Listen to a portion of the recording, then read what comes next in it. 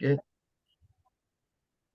And welcome back to another edition of the EDF College Football Between the Post podcast. I'm your host, Tom Johnson. I'm joined by Lamar Fields and Paul Casanova. How you guys doing? How's your week been? How's your day going? It's Friday.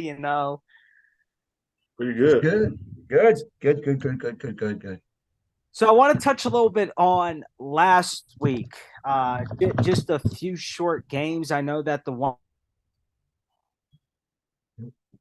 Uh-oh.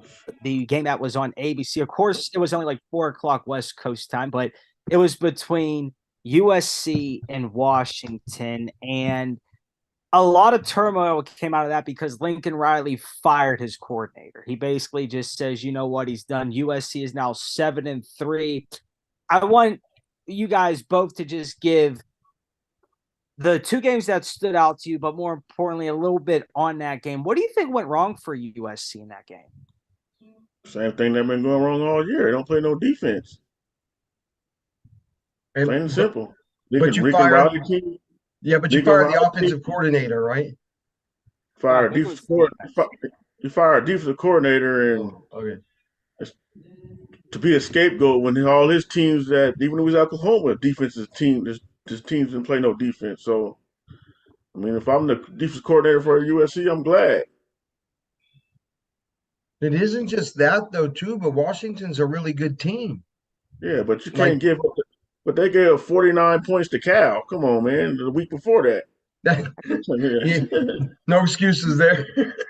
You gotta play some. You gotta recruit. You gotta recruit defenders. You just can't recruit receivers and quarterbacks every year. Yeah. That's true. It's a two-way Yeah, game, man, and yeah. and they don't. But then most of the time, it's been that nobody in the Pac-10 or 12 has had defense anyway. But yeah, if you're going to play in the real ones, especially next year when they hit the big time leagues, you're going to have to play that defense. So, I mean, I get him doing that now, but that's kind of like fruitless. It's kind of like one of those things where USC is one of those schools where you start hearing the talk, you start hearing the bark because they lost again. So somebody has to pay for it. So he tosses out the one that's an easy scapegoat, which is the defensive coordinator, because the defense Yep. sucks anyway. So you toss him out, and now it saves you for what? Another maybe year into the middle of next year. In the middle of next year, if you still ain't no good, then it's your turn to be out, right? I mean, Yeah. Well, I mean, I hope that they could turn it around going into the Big Ten because seeing USC's schedule next year, they better be able to pucker up in some ways because it's not going to. Well, if I'm going to Big Ten, I mean, all them teams like to run the ball. You get some big defensive linemen, defensive tackles. I mean, the yeah. Big Ten offenses ain't scary if you ask me. I mean, they all want to run the football. If you can't stop the run, yeah, but if you can slow down the run game in the Big Ten, them teams will be fine. It's just the passing, and they can't stop the run and pass. You really have no excuse nowadays either. Like if going to the Yeah, Big Ten, like if you don't know what you're doing of finding those defensive guys, follow yeah, around George's social media. I mean, yeah, there's enough defensive talent that always is around there. You could pick one out. Like if you don't know what you're doing, you can still find these guys. You know, they're yeah, there. They're just not getting them. And going into the Big Ten, you can get those now and say, look where we're yeah. going. Look, like you said, that schedule. Look at this schedule. Like, Yeah, but recruiting will. They will teams the Pac-12 teams will adjust their recruiting to fit what's going on in Big Ten. Like you said, the Pac-12 don't really play defense, so let's get all offense and just shoot out everybody. So you'll see different. I think you'll see different strategies on recruiting and who they get in the transfer portal. We forget about the transfer portal. Yeah. Quick That's fixes a whole overnight. different entity. Yeah, quick fixes with them transfer. You get quick fixes with them transfer portal players. yeah, Now yeah. nowadays with that transfer portal, it's like, man, if that guy ain't starting, he's automatically back in that thing. Like, Oh, he like, going. like Oh yeah, they ain't playing around. If I ain't starting, then I'm in that portal. Yeah. One game sitting out and you're done, you know. I'm gone, coach. and I mean, there should be consequence to that because it's just like sometimes I honestly think that the way guys are doing it now is they're just abusing that portal. And it's just like, bro, everywhere you go, it's like you're gonna have to prove you are that top guy there, or else like that's why they call it the depth chart. Like, I'm sorry if I mean that's like a prime example. I don't mean to call him out, but it's like Storm Duck. Like He comes from the ACC and then comes to the Big Ten, and then all of a sudden he transfers to Louisville. And it's just like, and I'm not knocking on the dude's talent, but it's just like, you got to realize is the Big Ten plays a much more like their defenses are also tough. So it's like, just because you were the top guy in the ACC don't mean you're going to actually be the top guy in the Big Ten. It's Yeah, like, and don't forget NIL right now too has a big deal with that because I ain't getting money. This guy sneaks in my ear one day after a game. Come to us and we'll up your ante $100,000. You know, our award chest or what do they yeah, call but those? there's Our also collective rules is and bigger than regulations with that yours. because you can't control what donors are going to give big and what donors aren't. I just think that in certain ways, whenever it comes to NIL, there are certain teams that are a drastic disadvantage because they don't have as generous giving boosters and donors as other schools Yeah, do. So for it's sure. like as much as NIL is a great force, it's like there are drastic disadvantages for certain schools. I mean, it is what it is. I mean, I don't know. I don't know what to tell people. I'm like, hey, maybe give a bigger tax incentive write-off to donate more money. I mean, There I you don't know go. what The bigger the collective, the more stars you get, right? Like the higher, 4-star, 5-star with the bigger collective, because that's where that money's all coming. When they can offer you a second string guy enough money to make him happy to not want to not start, then you're building your team like Georgia. I mean, Yeah, I mean, but or all Michigan. things aside, the only other game that really stood out to me was the Oklahoma State game, considering that was the last battle of Bedlam for the short term, considering Oklahoma is moving to the SEC along with Texas. And it's crazy to see how Oklahoma has kind of built a lot of momentum, but it's all of a sudden kind of gone down the drain a little bit just based off of their past couple of games. I don't know what other games you guys wanted to talk about specifically last week, considering this week we do have a few intriguing matchups to say the least. I'm gonna just break it right off the bat. We're just gonna get started with the big noon kickoff game. Penn State and Michigan. I know that there is a lot riding on this game. If I go back to last week, I would say Penn State played their most complete game of the season last week at Maryland. Katron Allen 9 yards shy of getting 100 yards on the ground. And it actually surprised me that I just was re-going through a lot of things for the article that's about to get released tomorrow and realized Penn State has not had a 100-yard rusher this season in the backfield. And that is concerning with how far in the season we're in that, both Nick Singleton or Katron have not been able to break 100 yards on the ground. That's a problem considering you're going up against Michigan and you haven't been able to do that. And I really think that in order for Penn State, I have confidence that they can and that they will win tomorrow. It's just a matter of you can't solely do it in the passing game. You're going to have Katron or Singleton, or for that matter, even both, come out and have a 100-yard rushing game on the ground. Like you're going to have to do something, because the thing that I liked about last weekend was Dante Cephas showed some signs of growth from where he has been during the season to where he is now, catching 2 touchdown passes and, being quote unquote that second guy that Drew Aller can go to. But I need to see more growth from this team coming into this game. I think that Maryland game's a confidence booster, but I also think like you really got to come out with a complete game this week. And I also think that the football team also owes all Penn State fans, their alums, and everybody from that trash game that they played at Ohio State a few weeks back, where they didn't even play it into practice. Tom, do you really think any of this is going to be overshadowed by what's going on, though? I mean, we could keep talking about that and about who's good. And man, if this was level fielded right now and everything was off of everything like that, this would be a great game. But now it's going to be messed up by everything going on, which is stupid as shit in my mind. Okay, because we all know this happens everywhere in the world. But for some reason, now that Michigan is who they are, we're going to pound them right now, right, or whatever. Now, what am I wrong? Is the latest thing what Harbaugh's gone for off the sidelines till the end of the year, right? Oh yeah, he like the craziest thing about this is Harbaugh cannot coach on Saturdays, but he can be in practice during the week. I don't get that. And to be honest with you, during the week is what really matters. The Exactly. sideline, So it's like, I mean, that's when you're installing game plans. I mean, like during the game, it's adjustments to be made, but they got the coaching staff to do that. They already coached for 3 games without them this year, and I'm pretty sure they've been prepared for the situation the last 2 weeks. there's no doubt that they have, but it's just like, ironically, the Big Ten would do this whenever they got to face Penn State in their last 3 games, which includes Penn State and Ohio State. Because now it's like, okay, just hypothetically speak, if Penn State wins tomorrow, the college football playoff committee can look at that. Well, you beat a Michigan team without Harbaugh coaching. So you're going to punish a fellow team for winning when their coach isn't on the sideline, when it's not Penn State's fault that the Big Ten does this when they do it. Like, how about just hand them a stinking punishment that's once and for all final, instead of just saying, oh, yeah, like, I just don't get how you're going to sit there and say, let's punish him by not coaching on a Saturday, but he can be there. Like, they pressed him to do that. All them people, left directors, pressuring the Big Ten coaches, and it's funny, all the coaches that's complaining, the coaches that the teams ain't no good.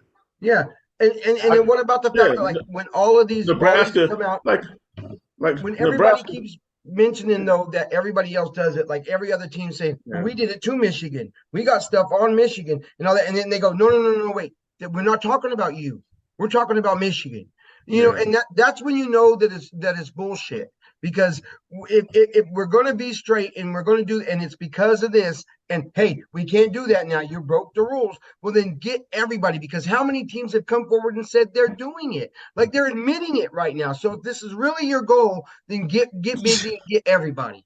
You know, don't just get right now. Tell everybody you're on notice and we're coming after you too then, and we're coming after you. And because otherwise you look like it, even if you're not, I don't know if they are or not. I mean, it looks like it to me though, like you're coming after Michigan, like, and Harbaugh. I know that those two don't get along, the head of the Big Ten and Harbaugh.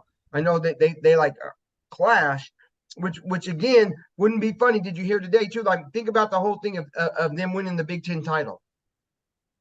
And then him standing there handing that trophy to Harbaugh. Yeah. Like that's going to be one of those moments, though. I mean, well, Lamar, what do you got to say on this? Because I know you were going to say something. What was your train of thought a couple seconds ago? Yeah, we talked about it last week, Tom. I was like, they ain't going to do too much to Michigan. A little slap on the wrist, just because they got pressure from coaches, and you got people like Matt Rule from Nebraska speaking up. Like, dude, Michigan don't need your Stindles to beat y'all. You could have had all eight Stindles and they still would have beat y'all. Y'all suck. I mean, that is true. You know, but my thing is this too. Why do you have 3 coaches on a sideline doing 3 guys over there doing this, holding up a sign, 3 guys? You do the 3 guys because everybody knows that you're stealing them. So if you go so far that you have these things in place, every team does. Why are we talking about it? Well, you see, here's what I actually started to uncover just based off of reading multiple reports. It's not the fact that Michigan was stealing signs. It was more so the fact that Michigan, however they were doing it, allegedly they were buying tickets to Big Ten opponents. And they nobody's arguing the fact that sign stealing is illegal. But whenever you're doing in-person scouting and stealing signs, because let's be realistic, okay? What? I was just going to say, Desmond Howard put it the best today. All right. Yeah. That's like saying you can rob a bank on the internet all you want to, go do cyber, steal all the money you can, but you can't go to the bank and rob the bank in person. All right. Just because you tell me that we can sit there and watch the tape and steal these all we want to, we can have the cameras come like this from over there, but we can't buy a ticket and go into your stadium. Like, that's absurd. Well, I mean, but see, that's the thing though. It's actually written in the NCAA rules that is prohibited. So it's like, I get it. I mean, I'm not arguing that, I mean, of course, I would almost bet you that sign stealing does occur, but I guess most people are going under the interpretation is no program besides what Michigan did the past 3 years, which is have people go to the games. Because let's put it this way, Kay, here's my question is why would you specifically buy tickets on the 50-yard line where they were buying them and doing what they were doing? That's the part that many fans are saying is illegal, which it is. You can't do that kind of stuff. On film is one thing, but actually buying tickets Why? to do that is a whole nother thing. It's the same view. Why is it any different that you don't have a camera and he's looking at it? Because they get different film. They got guys up there in that film thing shooting that film where they're looking at the same damn thing closer than any of us see on TV. But so they get all of that stuff on film. Let's ask this, Paul, okay? Why would you actually have the audacity to go and buy opponents in your own conference's games at that 50-yard line to do? Like, why would you do that? Why not? Why would you? Why would you? Why, I don't need why to. not? Why care? That's why not. That sign stealing stuff matter, dude. Just people. It doesn't. It was crybaby coach. It's crybaby coaches and athletic directors crying to the Big Ten to do something, so they forced their hand to do something. They came up with this little BS smack on the wrist. You can coach during the week, but not on the game on Saturday. It's whatever. I mean, I kind of find this whole situation even ludicrous because it's just like, you know, it is. I mean, regardless how nowadays you can't even trust college football with how much stuff goes around because people can ultimately make the case that, oh, sign stealing occurs whenever you're watching film or this, and this. But it's just like, I just don't see why you would go to the lengths of what, even if it's true of what Michigan was quote unquote accused of doing. Because it's just like not all the facts are really presented, but I mean, it is what it is. I mean, you know, I just find the whole situation ludicrous because we all knew Michigan wouldn't get punished. If anything, Harbaugh, like, you know, Lamar said, would get a slap on the wrist, and that's essentially what it is because you're not even punishing him. It's like, great, you don't coach on the sidelines the next 3 games, but you can be at practice. Like, really? Like, what was it that was what? And then the craziest thing is they want to throw a twister and say, oh, Ohio State and Purdue were involved in this in the Big Ten championship game last year. And so, like, of course, y'all would find a way to put Michigan's biggest rival into this some way, somehow. Yeah. It's crazy. I mean, it is. I mean, hey, according to the NCAA rules, you're not allowed to do in-person scouting. But that's I don't think people are arguing about sign stealing. I think what they're just arguing about is what Michigan is quote unquote accused of doing, which is buying opponents' games. Right. And what anybody else is saying though is that doesn't matter. That's the same thing. So who cares if they win in person? Yeah, but let's put it this way though. If you're doing what they're accused of doing and there's evidence of you doing that, that's crazy for you to actually do that. Like, why would you care? Did Nick Saban or Kirby Smart ever speak on this? Yes, Nick did. They asked Nick Saban, what's his name? The kicker for Indianapolis who has that show. What's his name? He had him on. He had him on and asked him straight up. He goes, Coach, does this happen? Is this thing? And he said straight up, it's been part of the game as long as he can remember. That's the only coaches I care about. Saying like Nick Saban, Kirby Smart. Even I know Colorado ain't really that good, but with prime time, them coaches like that, I care what they say. I can give a damn about what Mike Rule and them say. Or teams that ain't no good, really.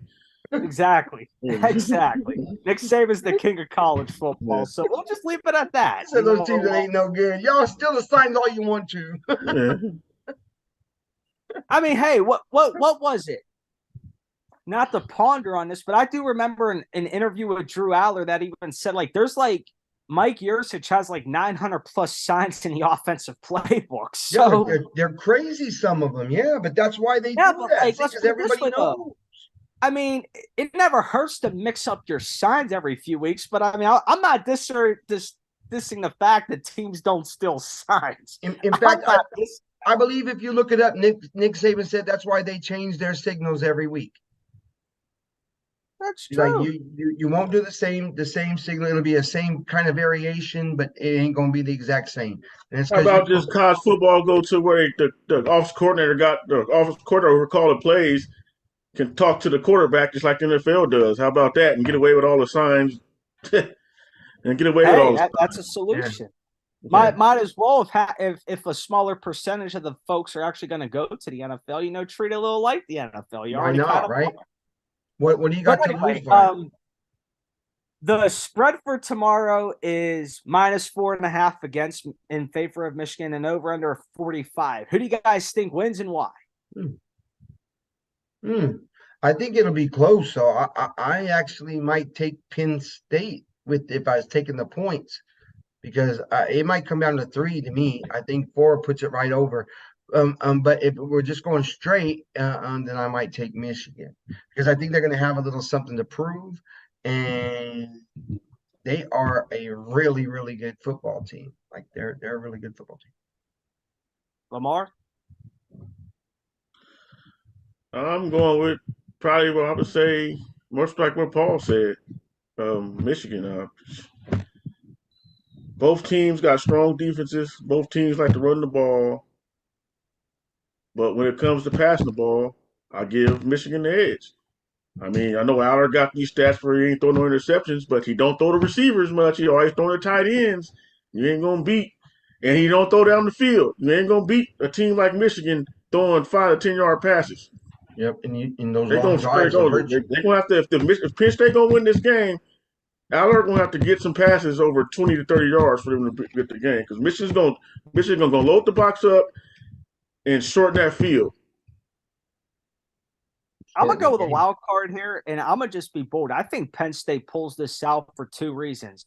Already battle-tested on the road, and they want to prove that game was a fluke, and the confidence building off of Maryland's game last week, and the fact that that's why I can't pick Penn State. That's why I can't pick Penn State, because what happened in Ohio State. Well, I'm saying no. Maryland and Michigan is on 2 separate levels. I mean, that's a good game by Penn State. I'm looking at Aller's progression. He's gotten Maryland defense is not Michigan's defense. And the last time, but let's put it this way: the reason why Penn State's been in games this year. And the last time Aller saw a top-notch defense, he was horrible. Horrible. And there's always room to learn from that. Yeah, we'll see if he don't learn. I don't think he got that better in 2 or 3 weeks against the. He at home, so that's good.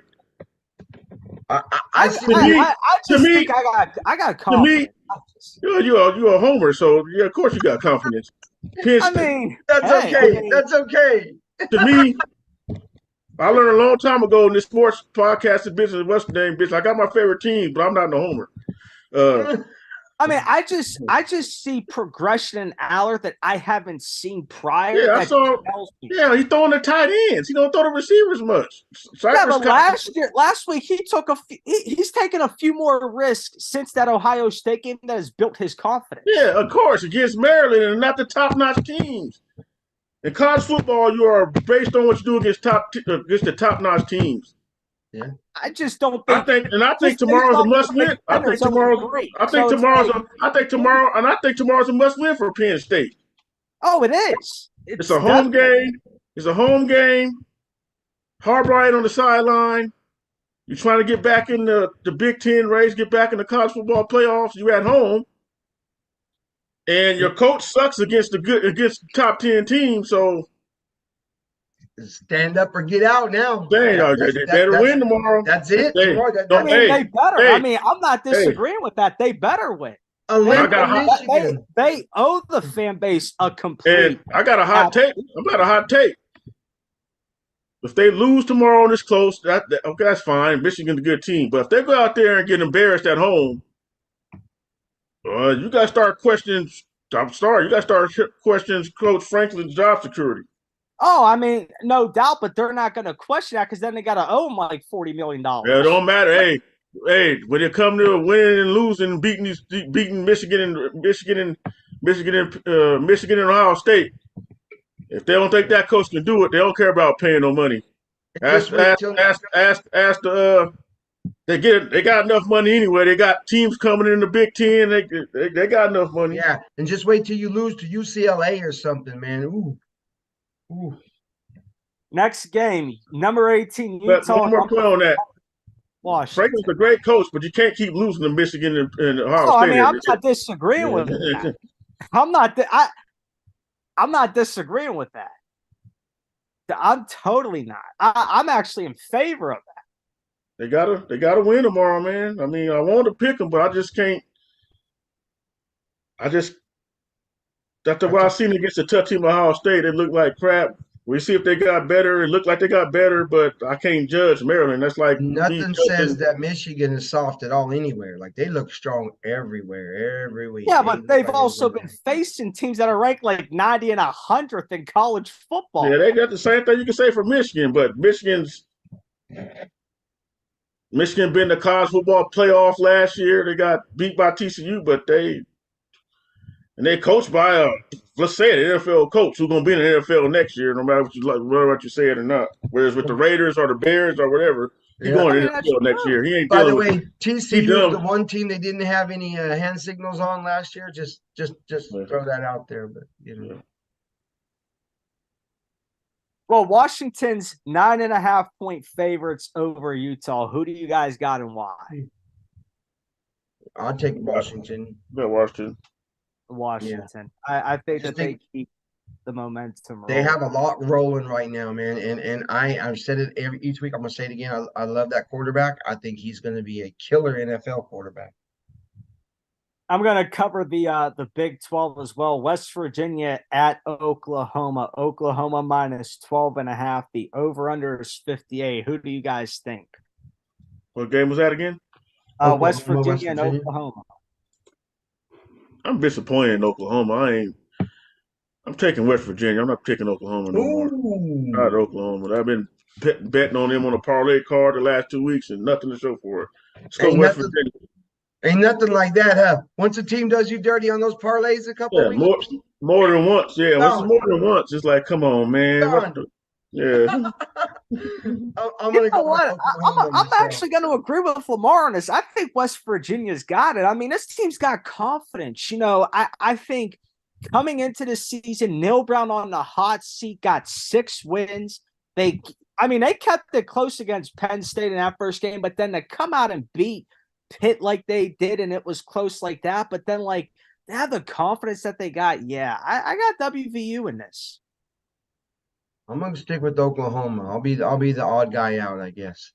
I got faith they'll bounce back after those I two got rotten. Oklahoma. I think Oklahoma may win, but they ain't covering that spread. I'll tell you that right now. Yeah, Matter of that's a fact, big. That's big. That's I a gotta big do my spread. parlay. I'm gonna take West Virginia, but watch Oklahoma. When you pick against them, that's when they win, though. That's the funny part of it. That's the We funny got a part little about under this 10 Score to minutes to go, 75, so we're going to right? keep this thing rolling. bet. Florida at LSU. LSU 13.5. Paul, go ahead. What's your pick on this? I want to as much as you don't know to pick Florida right now. But like Lamar said, uh, even though I will class myself as basically a homer, but I can't do it, man. LSU's going to beat them this time. They don't have enough guns right now yet at Florida. But once again, I will say this: wait till next year. That class coming in is mean, bro. Class coming in is mean. Lamar? But LSU this time. I'll go LSU. I think it's gonna be a little bit closer than people think, though. Yeah, they always play them close, but Yeah. they don't have I a mean, I'm great. going to go with LSU just because Florida's honestly having a down year, but I'll take the hit of him calling me a homer because, hey, I'm just believing in my team. But, it is what it is. Hey, It's that's anything okay. can happen. I don't mind being a homer most of the time, man. But realistically, like if I'm doing that parlay to myself, I can't go with the Florida. All right, we're going to go back to the Big Ten. Michigan State at Ohio State. Ohio State minus 31. Yeah, Ohio State's got this in the bag, and it's a night game in Columbus. Yeah, Ohio State is in prime position, man. They just went out and they can lock up that. Number one Wait, seed. they can practically lock up that number one, but I doubt it because Georgia got some tough games coming up too. I think Georgia might jump them in the end. So Yeah. depending on how much, depending on how much Ohio State just pretty much got to blow them out to be impressive. Yeah, and they had a hard game last week. They get beat by somebody that they shouldn't have got beat by, didn't they? But Ohio State should take this one pretty easy. And then the last game I got is USC and number 9 Oregon. Odds are -15 and -15 in favor of the Ducks. Who do you guys got? Take the over. Well, the over under 75. Ooh, that's high, but still might take the over. USC, USC ain't playing no defense, No, and USC can score. he's So right. Damn, that's it's gonna be a close. It's gonna be a close game. I think it's gonna be a close game. I think Oregon pulls it out though. I'm gonna take the points on that one too. I don't think they can do it by 14 though. Yeah, Do you think that this might be a trap game for Oregon? And the only reason I say it is seeing how USC's season has gone.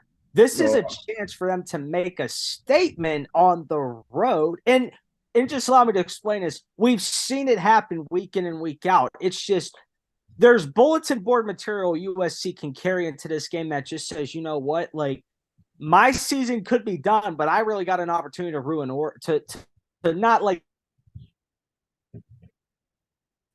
That's everybody's goal, really, right? When you're at this time and you ain't gonna go ruin your rivals or somebody in your team like Florida. I mean, if they beat Florida State coming up, like that'll be our season right there. We'll be happy as you could ever imagine, no matter how bad this season came down to beating Florida. Florida State. So it'd be the same there. You get that win, and it'll mean a whole lot to that school. Oh, definitely will. Definitely. I think no matter which way you look at it, any team comes to play, it's just a matter of who gets that slight edge whenever it comes to the field, whether it's offense or defense. Anything else you guys wanted to add? Any other games you guys wanted to cover? I just thought that those were the games that rightfully highlighted, even though some are a lot bigger than others. Real quick, can I ask you guys who you think should be in the number 4 spot? Number 4? Yeah. Who do you think deserves that number 4? Like you got Ohio State, you got Michigan. Ohio State, Georgia, Michigan. Ohio State, Georgia, Michigan. So who should be 4? Is it Florida State? Is it Washington? Who do you guys think should be the 4? I'm fine with Florida State for now, but I think Washington can end up jumping them because they got some tougher games coming up. I believe they play number 18 Utah. So who Florida State play this week? They play Miami. Yeah, so they playing an unranked team, and Washington beat a ranked team out. I mean, them computers work weird. I'm just trying to figure out how they had Ohio State a tougher schedule than Michigan and Georgia when Ohio State and Michigan pretty much playing the same teams.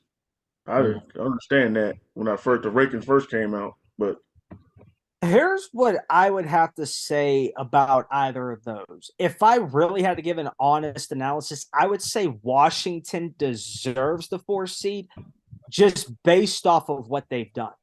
I think whenever you look at Florida State and just the state that the ACC's in, I mean, okay, a statement victory on the road at Clemson, but realistically, I'm kind of iffy on that game. I think Clemson really came out and tried to destroy that Clemson game. That Clemson game looked a little bit better now. Now that Clemson beat Notre Dame, so that win looked a little bit better now. But also the simple fact, Florida State does have a victory at home against LSU. Yeah, and that was when LSU was ranked one of the top teams at the time too. And but like judging by their last 3 games, you'd have Miami, Florida tomorrow, and then you got Northern Alabama next week, and then the following week after that, you're on the road to face Florida that's unranked right now. So I'd say if you give it the honest analysis, just based off of certain things, I'd give the edge to Washington. Me too. I'd like to see. I just don't agree that Ohio State's number 1 because, like Lamar even said, you got a lot of common opponents. But okay, I get you went on the road and you did what you did at Notre Dame. That in of itself is a statement. But I also wish that they would take into consideration not just where the team was at, where your opponent was at when you faced them, but where your opponent's currently at. That's true too. Yeah. That's Because true I mean, too. that speaks a lot of volume. Yeah, and teams go totally different directions sometimes from here and from the beginning to the end. So I yeah, mean, because then if you really look at it, like, yeah, that's a statement victory on the road for Ohio State, but then Notre Dame is not as that good as they once were because now they have when they were sitting at 4-5 at the beginning. Yeah. So I mean, that's where I wish that maybe future spots they would take a look at and realize, okay, it's not just where the team is at whenever they face them, it's also where's the team at when a few weeks from now. Because like now that you look at it, like, you know, I could go on a whole tantrum here of like certain weeks of where teams are at now compared to where they once were week one. And there's drastic improvements and there's others that aren't so drastic, but we're gonna say that for a different time. Yeah. All right. Well, man, it was great, guys. Well, that's gonna do it for this edition of the EDF College Football Between the Post podcast. For Lamar Fields and Paul Casanova, I'm Tom Johnson. We'll see you guys on the next one and have a great weekend. Yeah.